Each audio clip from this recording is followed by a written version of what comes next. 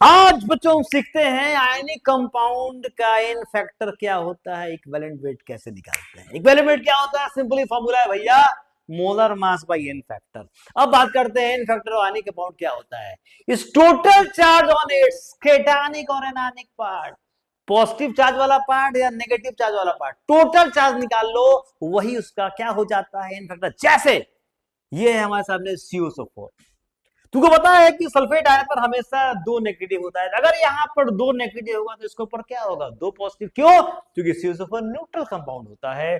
Total positive charge should be equal to total negative charge. अब इसको तोड़ो, ये टूट जाएगा, Cu2 प्लस प्लस क्या हो जाएगा, SO4 2 माइनस में।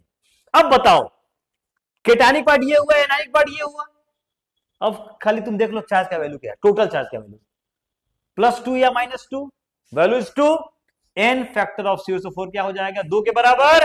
इक्विवेलेंट वेट हो जाएगा CuSO4 का मोलर मास तो 63.5 कॉपर का एटॉमिक मास होता है, सल्फर का 32 प्लस 4 गुने 16, ओ का 16 होता है एटॉमिक मास, तो 4 है तो 4 गुने 16 64 हो जाएगा।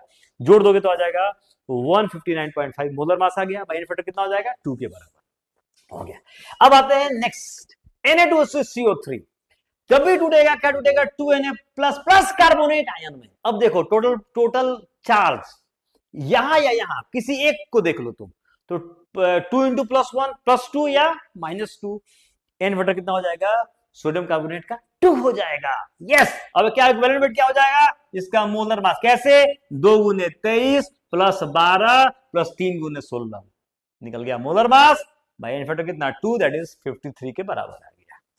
अब बच्चों आता है एक और केस, Na2SO4, तो 2Na plus plus SO4 2 minus, n factor कितना, 2 आ गया। क्लियर हो गई, total charge on its cationic और एनानिक पार्ट।